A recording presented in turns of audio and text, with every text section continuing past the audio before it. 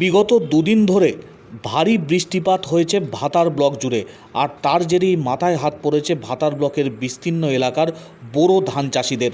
এক হাঁটুরও বেশি জল জমে রয়েছে বোরো ধানের জমিতে।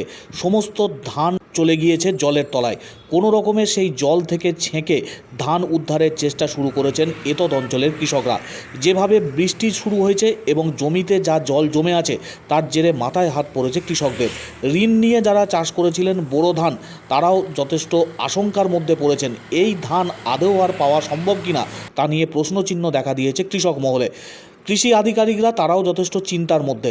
যেভাবে জল হয়েছে এবং সেই জলে ধান জমি ডুবে গিয়েছে, ধানের ফলন পাওয়ার ক্ষেত্রে যথেষ্ট সমস্যার মধ্যে পড়বেন কৃষকরা, এমনটাই মনে করছেন তারা।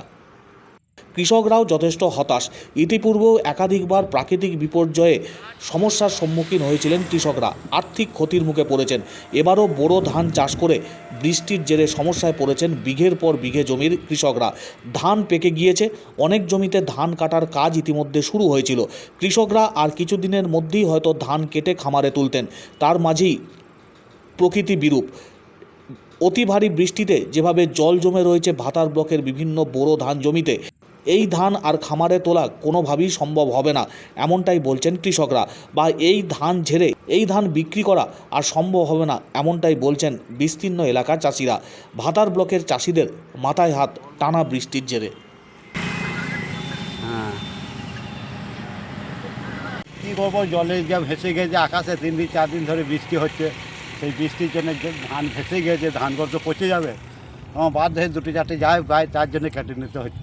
মাটি ফলন ভালো হয়েছে, ধানও ভালো, গোটা মাঠের ধান ভালো, কিন্তু কপাল খারাপ। আকাশে খেলাম বলতে আজ থেকে মোটামুটি বছর 15-16 আগে একবার হয়েছে। হাফ ক্ষতি হয়ে যাবে, 50% ক্ষতি। হাফ ক্ষতি হয়ে যাবে। আমি যেটা আশা করেছিলাম সেই আশা পূরণ তো আমার হবেই না। আমি যা একটা খরচা করে প্রচুর টাকা খরচা করে চাষ করি। সরকার কি মিস্ত্রি সাধারণত সারা বছরে খোরাকিটা হয়, তার জন্য